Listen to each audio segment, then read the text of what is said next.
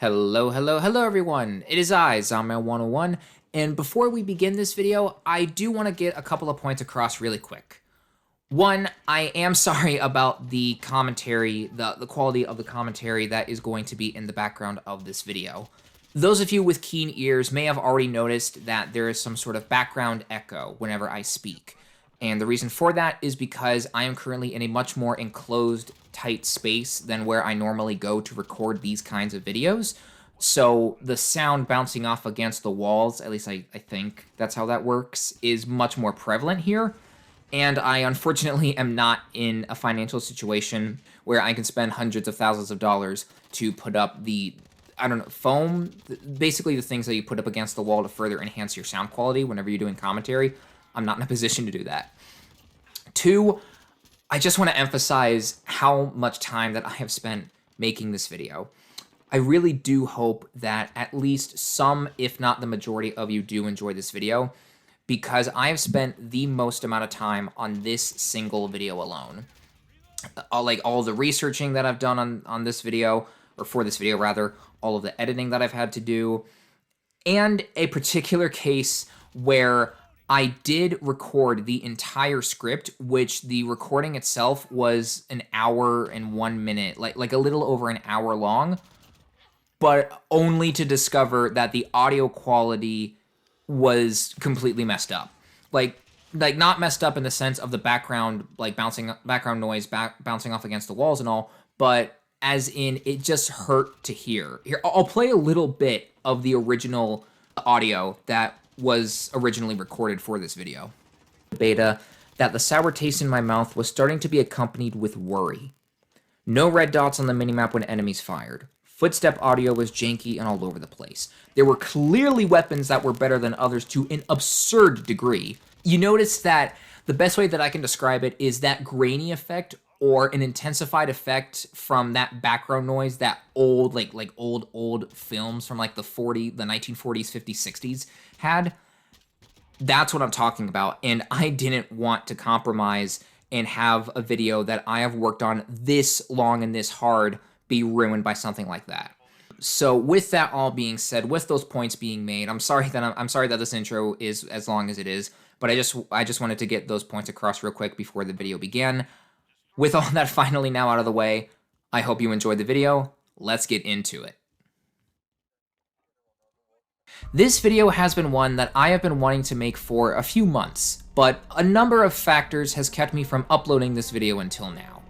Researching, editing, the usual stuff, but also just my own personal dilemma on the Call of Duty franchise as a whole. That, and I needed to figure out how exactly I was going to format this video as well. Because originally, I was going to do a full-blown review of this game, but with the fact that I haven't touched any single bit of the Spec Ops mode, nor have I touched Warzone at all, and nor do I really intend to start playing Warzone with all that's been happening as of late, and a core component or two of the game that I'll get into later in this video, I realized that I couldn't call this video a review. It was after that realization, though, that I noticed I was able to call it something else. With how striking Modern Warfare 2019 has been, at least for me personally, and with so many topics from this game alone that I wanted to cover, I'm instead going to be combining multiple essays into this single video. If you haven't noticed already, this is my longest video that I have posted to the channel yet, because there is so much to talk about for this game. What it did right, what it did wrong, and how my interest in this series was sapped with this game alone. With all this having been said, you might want to sit down, get comfortable, grab a drink, grab some food, have this be your movie night if you want to, because there is a lot to cover in this video.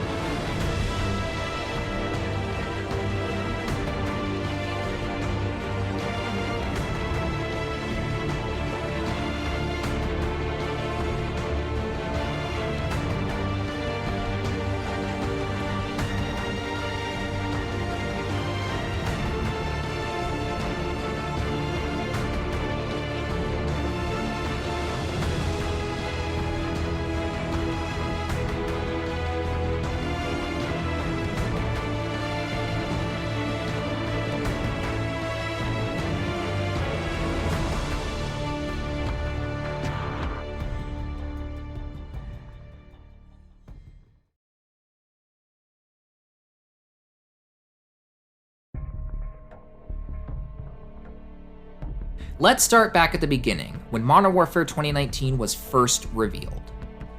To give you all some context, my interest in the franchise began to slowly die after Black Ops 2, but I was still buying each game year after year up until after Call of Duty World War II. After World War II, my interest in the franchise had basically died, so much so that I completely skipped out on purchasing Black Ops 4. The only reason why I even own a copy on my PlayStation 4 nowadays is because it was gifted to me, and even then, I barely touched the game. And based off the game's post-launch content, or lack thereof any, its microtransaction system in particular, all of that stuff, it seemed like it was a good call to skip on that year's game. At that point, I was ready to withhold pre-ordering any future Call of Duty titles until one of them really caught my attention. Little did I know, that COD title for me was right around the corner. I remember when I first watched the Modern Warfare reveal trailer, a return to modern day, a reboot of the franchise, the developers seemingly listening to the feedback when they talked about map design, gun balance, kill streaks, all those things. Metallica entering Sunman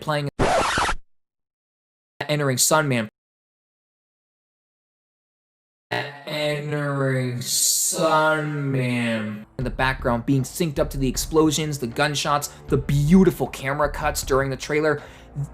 That giddy feeling in my stomach, that feeling of, oh my gosh, this looks freaking amazing, was a feeling that I hadn't felt in a Call of Duty title in a long time. And it got better with every press interview, every Q&A session, just all of it. I hadn't been invested in a Call of Duty status up to launch for a good while, so Modern Warfare had to have been doing something right. It was to the point where my cynical barriers were weakened, and towards the game's release date, I pre-ordered the $80 edition. Then came the beta. While I don't have any archived footage of when I played the beta, I must admit, I left it with a pretty sour taste in my mouth. But it wasn't the kind of sour taste that left me wanting to quit the game entirely.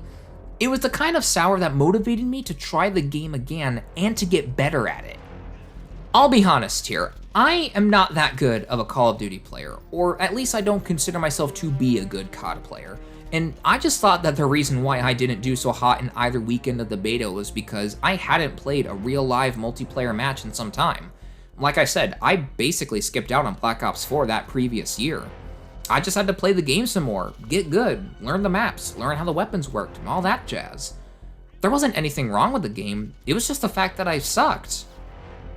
Right? It was when I participated in the second weekend of the beta that the sour taste in my mouth was starting to be accompanied with worry. No red dots on the minimap when enemies fired, footstep audio was janky on all over the place, there were clearly weapons that were better than others to an absurd degree. Camping, even for Call of Duty standards, was absurd, and the map design wasn't the best, let's just say. After picking up on all of these points and more, I got worried for this game. I wasn't about to cancel my pre-order, but the excitement that I felt was starting to dwindle in favor of concern.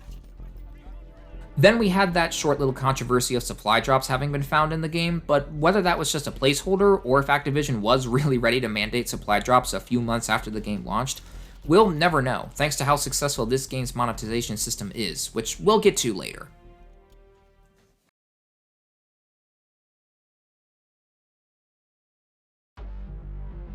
Then, the release of the game.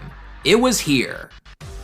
Now, this video is going to be primarily talking about the game's multiplayer, as that is what a large majority of Call of Duty players picked up this game for, so I'll only go over the campaign briefly here.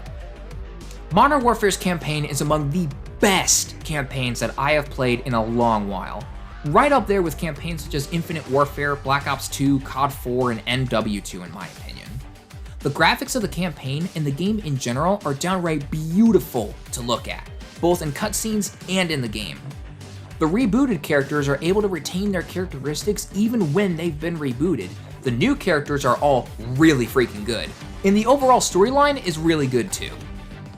I'm not going to go over this game's story in detail, as I think you should experience it yourself or watch a Let's Play if you haven't already, but as someone who has played this game, I can vouch for it being a really good campaign. Now, on to the multiplayer. Call of Duty has always been trying to one-up itself year after year with new game modes, gameplay tweaks, and in general, changes to the formula. Call of Duty has received criticism for being the exact same game every year, just set in a different time period. And while I don't think that's entirely true, I do see where the critics are coming from when they make this argument.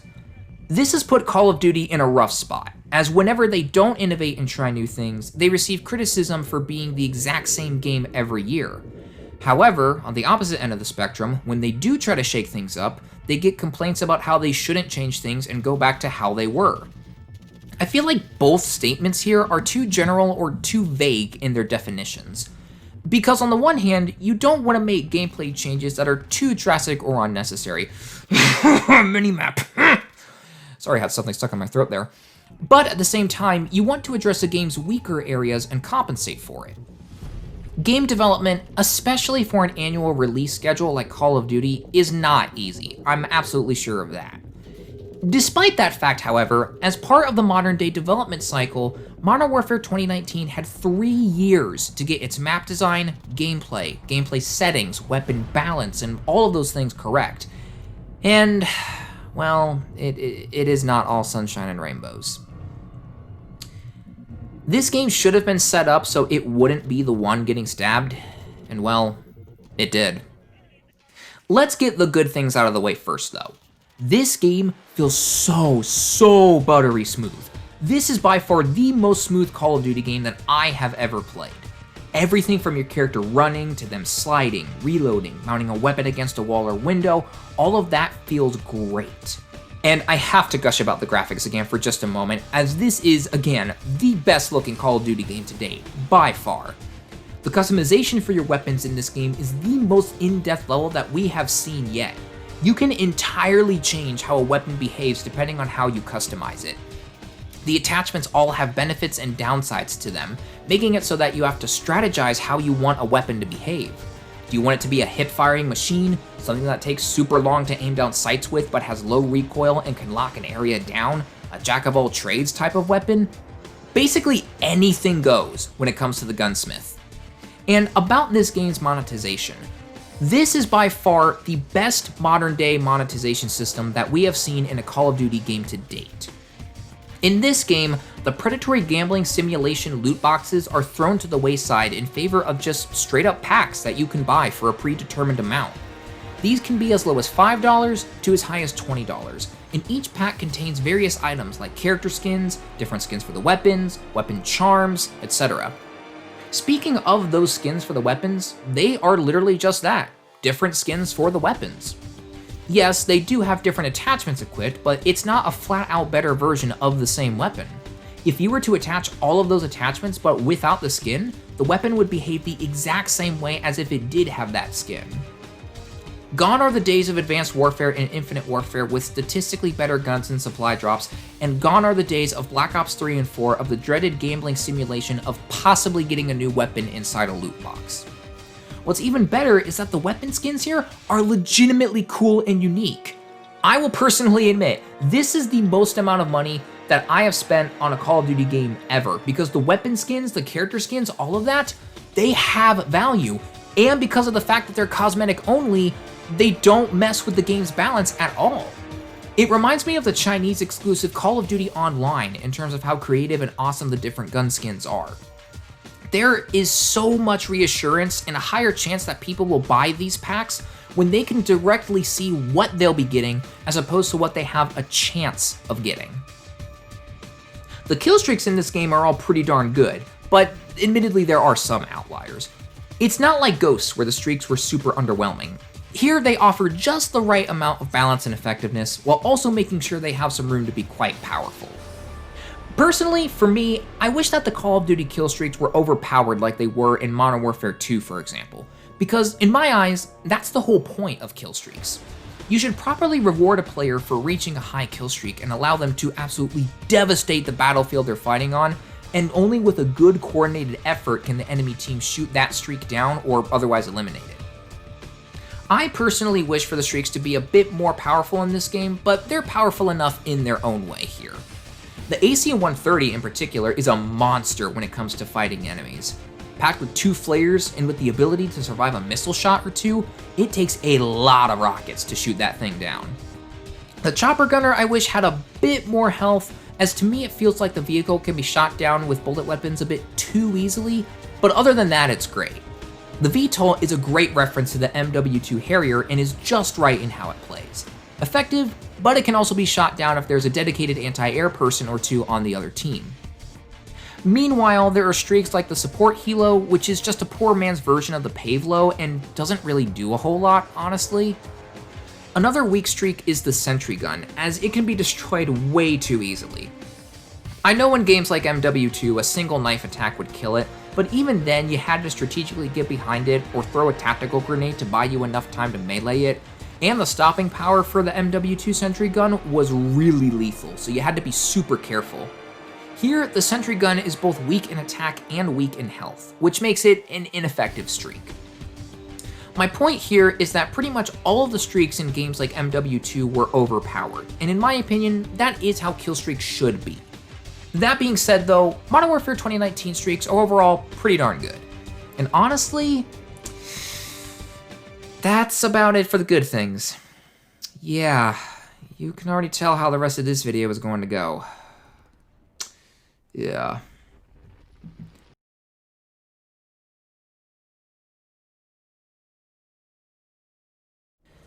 Now, I don't even know where to begin with all of this, because there is so much to talk about here. Okay, let's see. Let's look at our list. Okay, found a good point to start us off.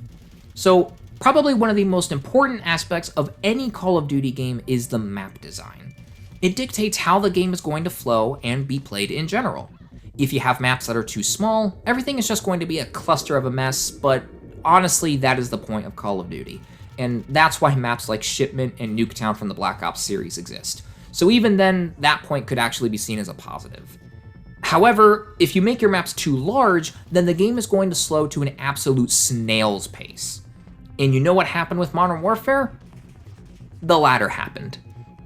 A large majority of the maps that came as part of the game at launch were just straight up god-awful bad.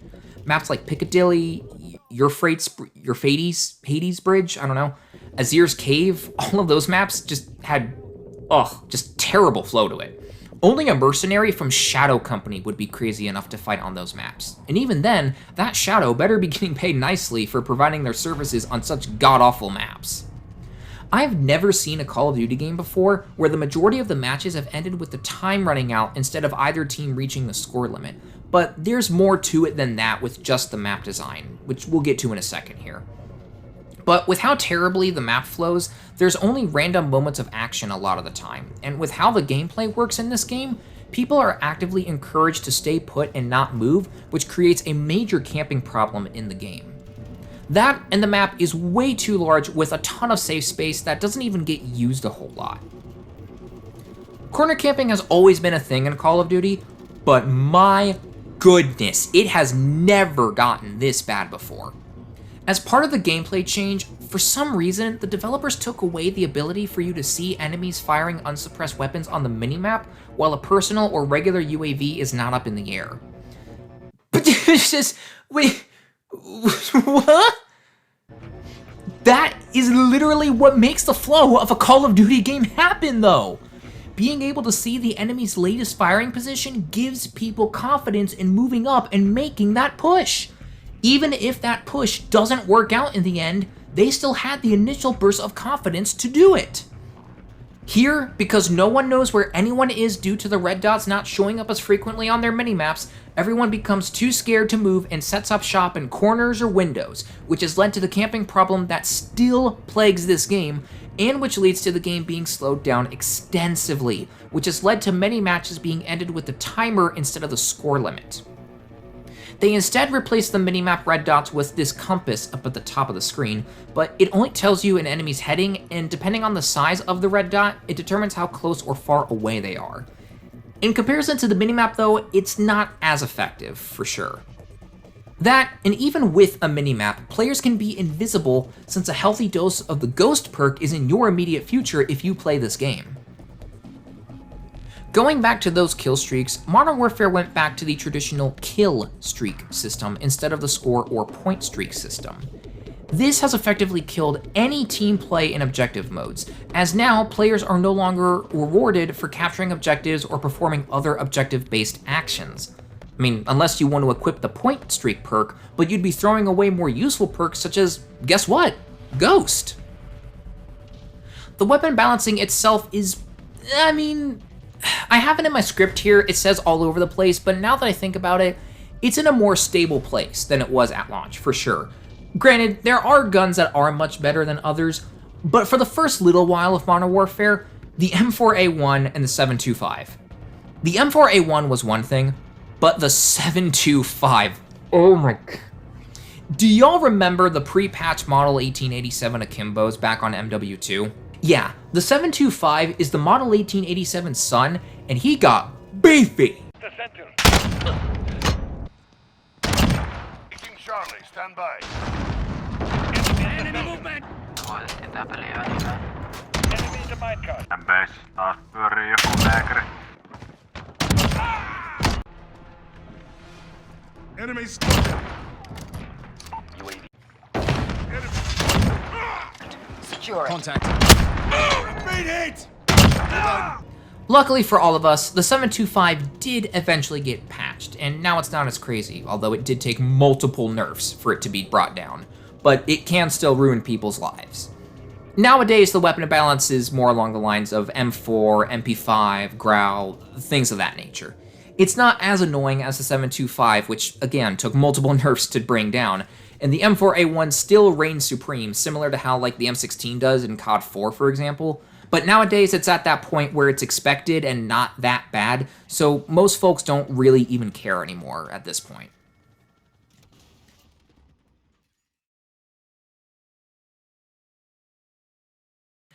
Now, this final negative towards the game has become my arch nemesis. This single mechanic to the game has killed any sort of motivation for me to play this game, which is why A, the background gameplay is against bots, and B, I only ever made it to level 63 before calling it quits on the multiplayer. Ladies and gentlemen, boys and girls, people and people, can we get some suspenseful music in here? The single thing that has been added to Modern Warfare 2019 that has become the main reason why I effectively quit this game. Drumroll, please.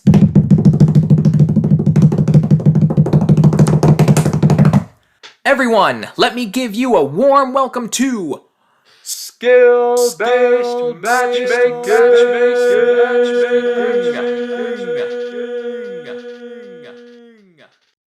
This single addition to how the game operates has absolutely killed any sort of motivation for me to play this game's multiplayer any further. And it's the main reason that I have avoided playing Warzone, right next to the constant cheaters that have been rampant in this mode, because apparently Infinity Ward's anti-cheat budget is $7.25.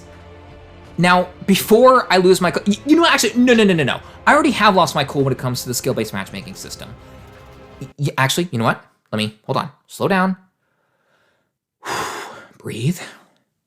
Let me take a thing of water.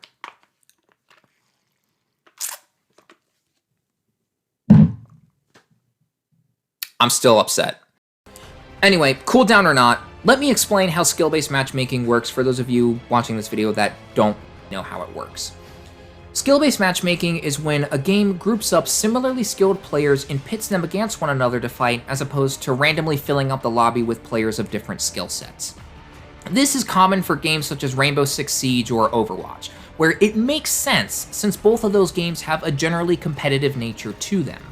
Ideally, this makes it so that players who are just learning about the game can be protected in their own bracket, while the more experienced players go fight off on their own. And I must say this much, I do support skill-based matchmaking when it makes sense. Depending on the severity of the skill-based matchmaking, it can either be relaxed or strict. In older Call of Duty games such as Black Ops 2, there was skill-based matchmaking, but it was way less strict compared to how it is in Modern Warfare 2019. Part of me is actually glad that this video took as long as it did, because since then, a developer has come out and spoken to the player base on skill-based matchmaking, stating that there has been this system in pretty much every Call of Duty game, but it was nowhere near as strict as it has been recently. He even claims to have written the Black Ops 2 implementation of it. The older skill-based matchmaking system had a bracket for players brand new to FPS games or gamers who were otherwise disabled, and then there would be the more general bracket for the casual playlist, which mixed in different skill sets into the lobbies. Then the strict skill-based matchmaking system was implemented into any ranked playlists, such as League Play from Black Ops 2. Again, for competitive games or ranked modes where you're given a rank, something to strive for, a given reason to want to improve, it makes sense. I've already praised this game enough, and you can probably guess that this game is one of my personal favorites, but League Play in Black Ops 2, a great example, where you would play a few games, get your rank, and then strive to improve your rank against similarly skilled opponents of that same rank. For things such as ranked matches, it makes sense for the matchmaking to be strict due to the various ranks available. For the casual playlists, however, where people who are casual players, who go to play casually, not competitively like their life depends on it, the skill-based matchmaking should be toned down so that there's a protected bracket for players brand new to FPS games or gamers who suffer from a disability, and then the general bracket that lets players mix together with different skill sets. With the mixture of these different skill sets, players who are maybe toward the bottom will see the better players and go, I want to be like that, thus giving them the motivation to get better. Personal story time real quick. When I first got into Call of Duty, I first got into Call of Duty through the original COD 4 Modern Warfare and Modern Warfare 2. Those were my two big introductory Call of Duty games. I sucked hard at the multiplayer for both of those games. I just wasn't good. That's the long story short of it. I was not good. But here's the thing though. Whenever I would get destroyed by the top tier players or players who were at least better than me, I would look at them and go, gosh, I want to be like that so bad. I want to be able to be good at this game. And so you know what I did? I gritted my teeth, I got through it, maybe watched a couple of YouTube videos here and there, how to get better, and then before I knew it, I was the one who was either in the middle or towards the top, trashing on the other players who were once in the similar situation as me, and then those players would look to me and be like, hey, I want to be like that guy. And so they would do, whatever they would do to get better at the game. Watch YouTube, grind the game, do whatever. And thus, that was what served as the motivation to keep players going. That's what served at them. That's what motivation does to people. That is basically the motivation that Call of Duty players had when they first jumped into the game. They had a reason to strive to improve, and their reward was that they would be able to trash on the lesser skilled players, but at the same time, the lesser skilled players would look to the top tier players, want to be like them, and then grind the game to get better, and thus the cycle continued and continued and continued. But Modern Warfare? No, Modern Warfare said, nah son, let's go ahead and make everyone play as if they're fighting in the COD World League tournament, where the COD players' families depending on them to win the tournament money so that the family doesn't have to foreclose their house and declare bankruptcy for their credit card debt while they still struggle to pay off their student loan debt because they wanted to go to medical school. But 2 years in, they boarded the Nope train out of there and wanted to become cybersecurity experts instead, which is all good and dandy, but the debt from beginning their medical journey is coming back to haunt them, so they go, please little Timothy Bartholomew, win the tournament money, we beg you, our future is in your hands, little Timothy Bartholomew. But you get the picture though, right? In other words, this game's strict skill-based matchmaking is so brutally strict that it fries your brain. And buckle up, buttercups, because this segment is going to be the longest in the list of things that Modern Warfare has messed up. So, going back to me having played the beta, for my first couple of games, I did decent enough.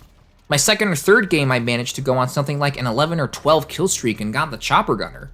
But my fourth game in, I was dying to undercover FaZe clan members, dying to more claymores than the world has ever manufactured, more M4A1 and 725 nonsense. It was pain and misery.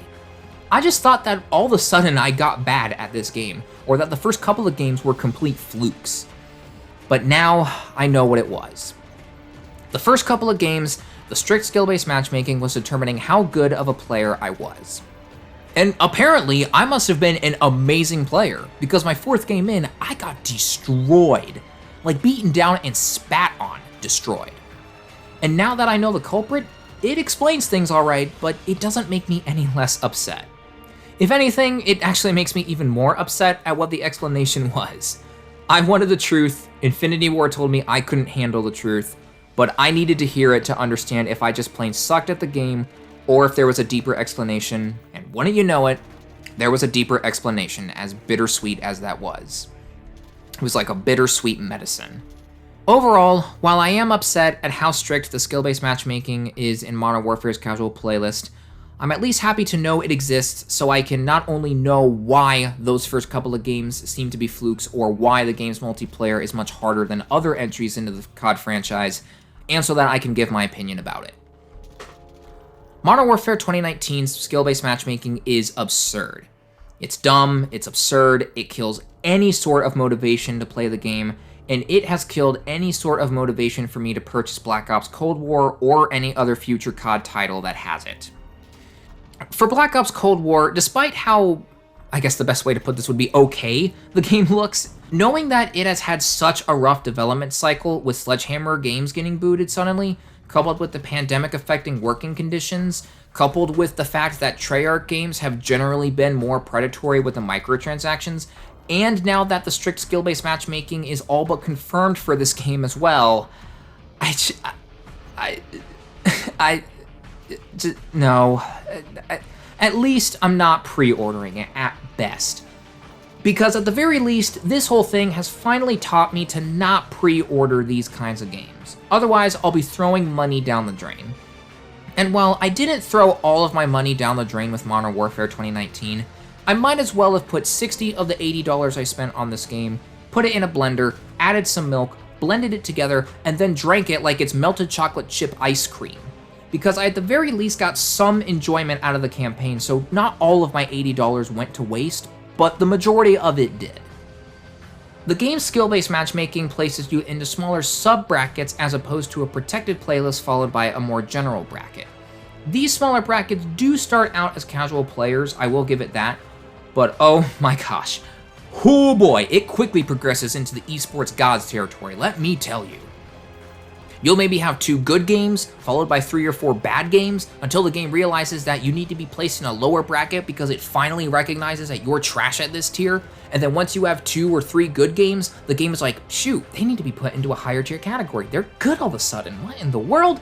And then the cycle continues as you ping pong from a couple of good games to a number of bad games, to another couple of good games, and then another couple of bad games, and so on. I've even seen instances in matchmaking where the game will, granted seemingly, place you in higher ping lobbies because there's no one who is of similar skill as you with a good ping nearby, apparently. This is known as connection-based matchmaking versus skill-based matchmaking. Now, I will admit, my playtime with Modern Warfare's multiplayer, 99% of the time, it has been completely lag-free. So it could very well be just a case of an optical illusion or the game's ping not registering right. In all honesty, it's probably just me being a dum-dum and not understanding how the ping thing works. So if I did get that mistaken, tech-savvy ping nerds, please roast me and correct me about that in the comments.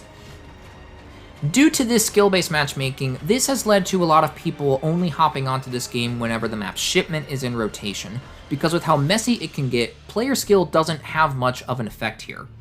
Yeah, there can still be room for skill-based matchmaking to mess you over, but with how brain-dead players can be when playing on shipment, it doesn't take too much of a toll here. Then whenever shipment gets removed, people are clamoring to have it be brought back. The biggest reason why a lot of people complain about the strict skill-based matchmaking in Modern Warfare is because there's no sense of progression when it comes to how you are ranked among the other players. There isn't a league play or ranked matches option, and you don't get any indication of how you stack up against the world. You don't get any emblems, you aren't placed into any tiers, you get no indication of your rank against the world. Just something as simple as showing players that they're in a bronze tier, silver tier, gold tier, platinum, Damascus, obsidian, whatever tier system that they would want to use, it would then make a semblance of sense. It would make sense. Even then though, the fact that this system would be in the casual playlist would still be an issue. but it wouldn't be as big of an issue since you would at least know your rank in this instance. But with how things are in this game right now, the best way to determine your rank is to see how bad your KD ratio was for that match. And another thing about this strict skill-based matchmaking system is that it incentivizes people to reverse boost into easier lobbies so that they can have a much more fun time. For those of you that don't know what reverse boosting is when you intentionally have bad statistics in a match, such as killing yourself over and over and over again for the entire game, to purposefully have a really poor outcome at that match, so that the skill-based matchmaking system will see that and then put you into a much easier lobby, thinking that you are not as skilled of a player as it originally thought that you were. This results in situations where people who do reverse boost get into what are called bot lobbies, where they are of a much higher skill and they're able to just dunk on people who are either like brand new to FPS games, just getting used to Call of Duty, or gamers who are otherwise disabled.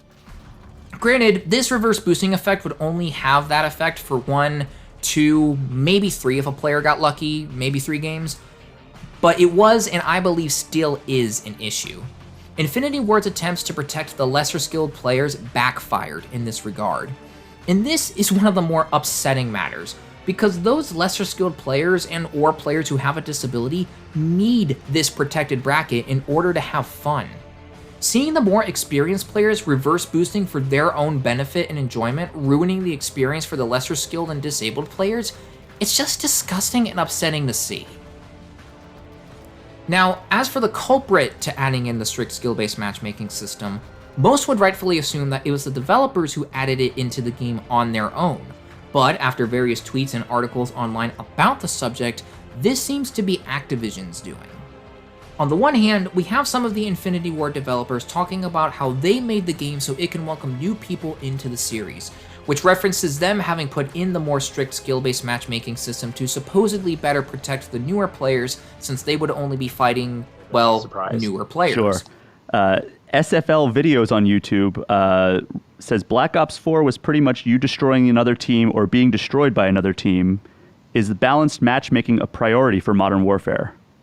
Yeah, for sure. I mean, one of the things we really want to do with this game is we want to get new players in the game, and we want them to kind of like, we don't want them to just get punched in the mouth over and over again until they leave. But then we get tweets that say Activision mandated that this strict skill-based matchmaking system be added into the casual playlist. Yeah, it was the developers who programmed the system into the game, but whether they added that on their own or if it was mandated by Activision is the question. Honestly, I was more inclined to give Infinity Ward the benefit of the doubt when it came to this matter. Don't get me wrong, they are still at fault for many of the aspects of the game design as well, but when it comes to the strict skill-based matchmaking and the casual playlist, I was willing to believe that that was more so Activision's doing. And after reading up on a Reddit article that goes into much greater detail about just how bad this strict skill-based matchmaking can get, which I'll be sure to include a link in the description so you can check it out for yourself, I am now fully on board with the idea that Activision mandated Infinity Ward to add this system.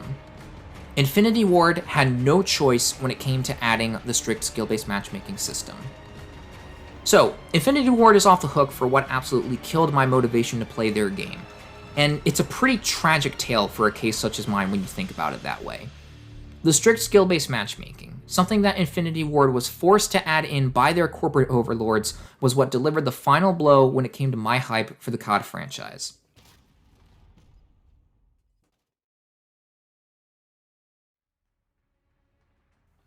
Okay, wow. We somehow managed to make it through the skill-based matchmaking portion of the video. Wow, yikes. Wow. So, let's continue with the next big point that I want to make in this video. So, Infinity Ward is off the hook for the skill-based matchmaking deal since Activision forced them to add that into the game. But the other gameplay changes? This is when it's time to bring the heat against these developers. To give a quick recap, the maps, especially the ones at launch, were terribly developed and had no real solid flow to them. The weapon balance was non-existent, with guns such as the M4A1 and 725 dominating the kill feed for the first couple of weeks, if not longer. Going back to the kill streak system removed any incentive to play the objective. Unnecessary changes to how the minimap worked slowed the pace of the game to a tedious slog, which resulted in players camping a lot more because they didn't have reliable intel on where enemies were on the map, to name a few points. But I want to address why these changes were made. This clip should give you a good indication as to what the theme of all of these changes were. SFL videos on YouTube says Black Ops 4 was pretty much you destroying another team or being destroyed by another team. Is the balanced matchmaking a priority for Modern Warfare?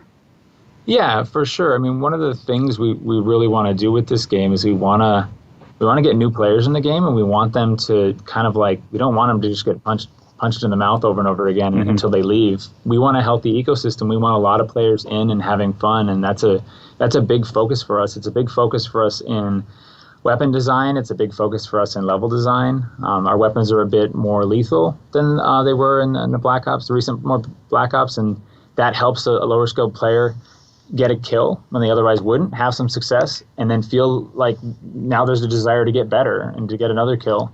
Our maps are a little bit more porous, and we want those players to have a safe place to take their time, to learn how to turn and move and then shoot, put those pieces together, and then they see someone and be like, oh, okay, now I can do this. So yeah, it's a big focus for us. But that approach that you're describing there isn't going to come at the expense of the hardcore players, right? That's not the plan, right? But we want to make sure that we don't want someone who's how to say this, lower skill to have a bad experience. We want someone who's higher skill to have a bad experience. And so we have to make choices in how we matchmake for that. And that's something that we put more focus on this game than we have in other games. Because I think when you're at the extremes where hardcore players are just playing against other hardcore players, it's a little bit too sweaty and they're not having fun. And if your lower skill players, or even you're just new players who just haven't had the chance to get better because Call of Duty has been a thing for so many years and players have gotten so good at it, if they're just getting beat up and knocked out instantly, then your community never gets to grow, never gets to expand, never gets to improve, and it eats itself. So yeah, it's a focus for us. In their attempt to get new players to join the game, they shot their own game in the foot from 2,000 miles away with a 725. The maps were developed with tons of safe space to give players new to the game space to try things out and to have areas to collect themselves before going into battle again. This caused the map flow to be non-existent, as it became a case of Stonehenge from Call of Duty Ghosts, but on steroids. People just running around looking for enemies for miles at a time, which often led to the game ending with the timer and not the score limit. I do agree that people should have some place to try out new weapons, get a feel for the controls, try out different weapon loadouts, things of that nature, but that is what training grounds are for. Add in a training map like in Battlefield 4, for example, where people have absolute freedom to test vehicles, weapons, get used to the controls, and more, all in their own controlled, safe environment. People trying to get used to the controls or new weapons mid-game become a liability for their team and get hated on for messing them over. In the previous Call of Duty games, yes, you did have to get a feel of the map and controls and learn how things work through essentially gritting your teeth and enduring the trial and error, which does bring back an odd sense of nostalgia back to when I had motivation to get better at COD games and when I was first starting out. But I can understand how the new player doesn't want to go through multiple trial and error sessions, nor does that player's teammates want to lose because the new player was used for free kills. So, have a training ground to where they can get used to how the game feels, boost their confidence enough to be able to get them to try out the game for real with excitement instead of dread. The weapon balance was designed so that some weapons were clearly better than others, which is alright so long as it's not carried too far. In any game, there's going to be the meta gun, the meta build, the meta whatever. There's always going to be a best gun and a worst gun in the game. And the ideology of some guns being designed better than others from the start intentionally is a dangerous ideology to have, because you don't want to take it too far and have the guns be put into the overpowered territory. At the same time though, you don't want all the guns to feel the same, so it is a difficult task to achieve. However, Modern Warfare messed this up and carried the guns into the overpowered territory. The M4A1 and the 725 were both absolutely dominant for the opening weeks of the game, with the 725 in particular being of concern since as a shotgun, you could still snipe people with that thing. It was a de facto sniper rifle. As stated earlier, the 725 was the Model 1887's son jacked up. Nowadays, though, the 725 is not as much of an issue as it was at the launch of the game. The M4A1 was so versatile that it was just plain better than just about any other gun in the game. After a few nerfs, however, it's now on par with the other guns, but it also is still arguably one of, if not the best assault rifle in the game. The solution to this issue? Just be careful about developing weapons when you have the mindset of intentionally placing weapons that are better than others. I remember back when I first watched the reveal trailer that some weapons were designed to be intentionally better than others, harkening back to games like MW2 or something, where they were clearly better weapons than others, and there were clearly weapons that were just poo-poo. They were just like the Executioner from Black Ops 2, for example, the sort of joke weapon that would be fun to use every once in a while, but not really that effective in the grand scheme of things. So just be careful when you have that ideology, and it's probably a safe bet to not have that ideology at all. Reverting the game to the kill streak system was encouraging players to follow a more simplified version of obtaining streaks. Rather than all of their score adding up to the streak, it was now just simply kills. Ideally, it should have simplified things for when it came to obtaining these streaks. However, it had the effect of removing any sort of objective play in objective-based modes, since the scores you get for capturing flags or arming and defusing bombs doesn't count toward obtaining the streaks. Unless you wanted to equip the Point Man streak, which converts the kill streaks into score streaks, but you'd be giving up perks such as Ghost to have that ability. The solution here? I would say just stick with a point or score streak system. Have some sort of incentive for players to play the objective. That's about it. The changes to the minimap were designed in mind so that players wouldn't be locked onto by other players when they fired their weapons, thus in theory allowing more survivability. However, being able to see enemies that fire unsuppressed weapons on the minimap is literally what gives Call of Duty games their flow. By removing that feature, players quickly resort to camping and are in general hesitant to make a push because they don't have reliable intel on where the enemy is. They're too scared to move, so they sit in corners or windows with claymores and just sit there, which is what created the serious camping problem in the game to begin with. Camping has always been a part of Call of Duty, and it will always be a part of the franchise for as long as it'll live. But I have never seen it get as bad as it has in Modern Warfare 2019. And the worst part about it all is that I can't even blame everyone for doing that. Players feel it's a necessity to camp because of the lack of intel they're receiving from the minimap change. The compass at the top of the screen helps marginally, but it pales in comparison to the minimap. The solution to this problem is simple. If it ain't broke, don't fix it. Keep the minimap how it was, where you're visible as a red dot on the minimap unless you're firing a suppressed weapon. Plain and simple. Now, as for the skill-based matchmaking, ideally, it should have encouraged players to want to get better at the game, since they would be in their own protected brackets from the higher skilled players. However, when a player got better at the game, they were punished for it with increasingly tougher opponents who treat the casual playlist as their esports training grounds. Let me repeat that. When a player got better at this game, they were punished for it by tougher and tougher opponents. Punished for getting better at the game. This ended up actively discouraging new players to get better at the game, since all they would get was harder opponents. In the older Call of Duty games, any new player would have to get better at the game through the tried and true way of experience. They could show off just how much better that they got at that game when they fought against the opponents who are still learning after learning the game themselves. Remember the seasonal tradition of Christmas noobs? How Call of Duty games acknowledged that we wouldn't go easy on them just because they're new to the game? Well, in Modern Warfare 2019, we didn't get that seasonal tradition of Christmas noobs because of the strict skill-based matchmaking system. The skill-based matchmaking system literally removed a holiday, a Call of Duty holiday, from us. If we were given some sense of rank as to how good or bad we're doing, some sort of indication with bronze, silver, gold, etc., then we would have at least something to strive for.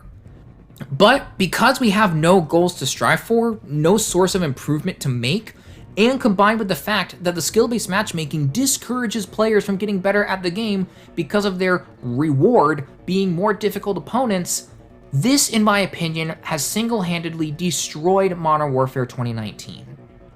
In my opinion, there should be 2 brackets for skill-based matchmaking.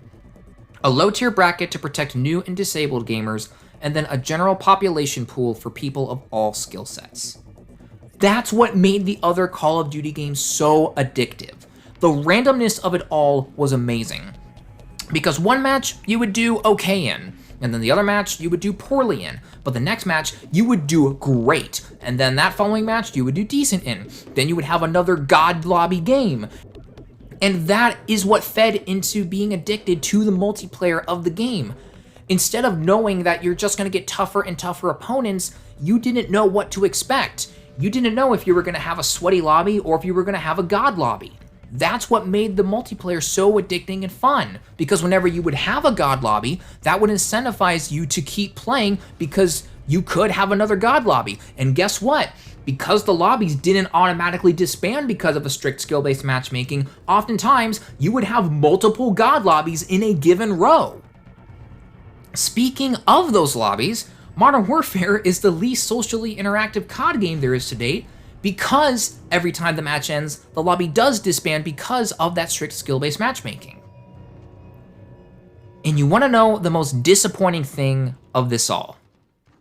Even if everything else was perfect, even if the maps had amazing flow to them, even if the weapons were all perfectly balanced, even if the kill streaks were actually score streaks or point streaks to encourage things such as objective play, even if the minimap worked as normal, if the strict skill-based matchmaking existed in that kind of game as it does in here, it would still single-handedly ruin the game, at least for someone like me.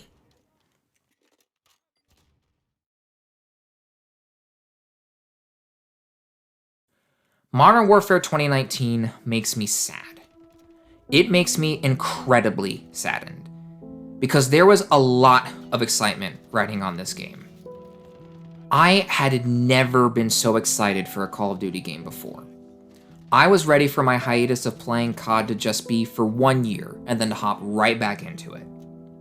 And don't get me wrong, there are some amazing things in Modern Warfare that cannot be understated. The amazing campaign, the fair microtransaction system, the battle pass giving players something to grind for, how smooth the game feels, the killstreak balance, the gunsmith, the fact that this was a reboot done right, all of those things and more are signs that Call of Duty is heading in the right direction. But because of an ideology that alienated a good percentage of the COD community in favor of the newer players coming in, messing up the entire experience for them, and a mandate from the corporate overlord that is Activision that single-handedly ruined this game's multiplayer for me, in my opinion, Modern Warfare 2019 is probably going to be my most disappointing game of this year. It's not terrible, as I just pointed out, but because I welcomed Call of Duty back with open arms, only to get beaten down and spat on by the game's multiplayer, I'm now tending to my wounds, and now I am hesitant to buy another COD game. I never thought that I would be persuaded to not buy another game in a series because of one single change or addition or mechanic or one single of anything. Normally, it's a combination of things that discourages a player from buying another installment in the game or something along those lines. But in this instance, for me personally, it was just one thing. The only other instance in which one single thing discouraged me, let alone made me quit playing a game entirely, is the rubber banding from Most Wanted 2005. And even then, I managed to beat that career mode, and I still regard it as one of the best Need for Speed games ever. But here, the gameplay changes are one thing. They did contribute to the sour taste in my mouth. The non-existent weapon balancing, the terrible design of the maps, the changes to the minimap that didn't need to be made, objective play disappearing with the return of kill streaks instead of score or point streaks, all of that definitely played a role as to how betrayed I feel towards this game. but I have never seen a single addition to a game be the reason I walk away from a franchise until today. I've played games such as Ghosts, Advanced Warfare, etc. I've handled maps with no flow. I've handled the UAV/minimap being messed with in a negative way. I've messed with people flying to the stratosphere in exosuits created from gingerbread cookie costumes, creating a mess of a game. I've dealt with all of that. Because the desire to play the game and to get better at it was still there. I still had something to achieve. I still had something to go after. Something to truly make progress toward. But Activision ended up ruining the COD experience for me with one single addition. And I know that them losing one customer is not going to be a big deal. They're still going to get impressive amounts of money for their shareholders. They are still going to reap the rewards. They're still going to make a crap ton of money. Losing one customer, it's not going to matter to them. They're not going to care. However, I know I cannot be the only one that was burned, that was betrayed by the strict skill-based matchmaking system in this game. And as you may have guessed, due to the strict skill-based matchmaking being all but confirmed in Black Ops Cold War, combined with the mediocre reception it's been receiving due to its troubled development, and on top of the fact, again, that Treyarch games tend to be the more predatory Call of Duty games when it comes to its microtransaction system, I do not intend to buy Black Ops Cold War.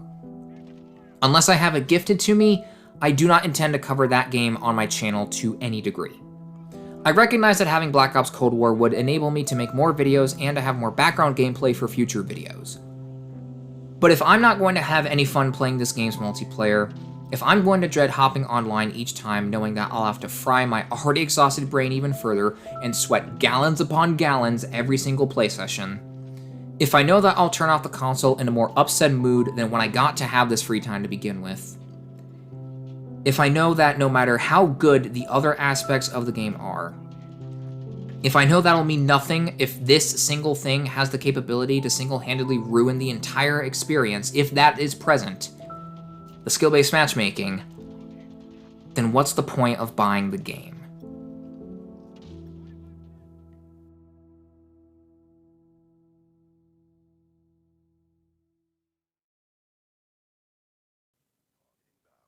And that is it, everyone. That is my Modern Warfare 2019 essay collage, multi-essay video.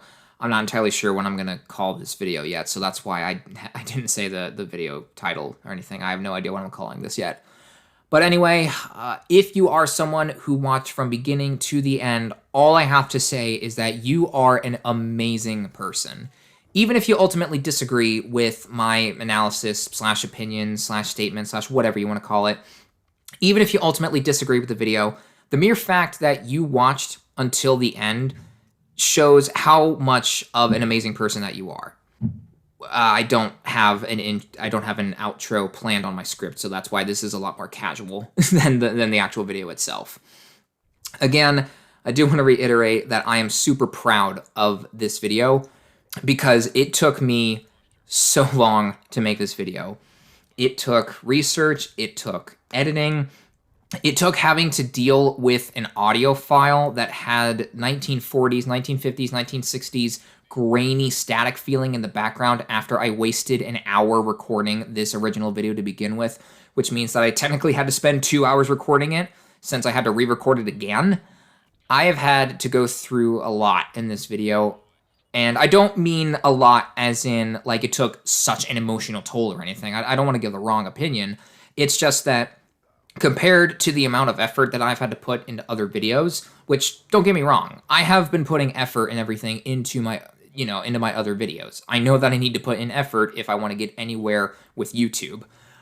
But I'm just particularly happy of this video, just because of how long it has taken and because it has been something that I wanted to talk about for so long up until this point, and to finally be able to make this video, to finally have it published, and to finally not only have you all hear my thoughts on this, but to be able to see what you think of this video, what you think of Modern Warfare 2019, what you think how Black Ops Cold War, or how rather Black Ops Cold War is going to play out.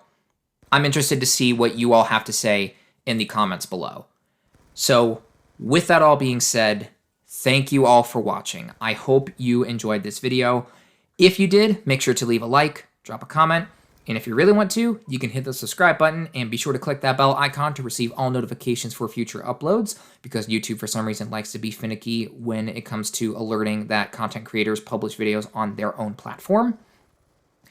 And once more, I am excited to see what you all think of this video, what you think of the game, and what you think of Black Ops Cold War in the comments. I will be keeping my eyes peeled on any comments, and I plan to reply, interact, and all that.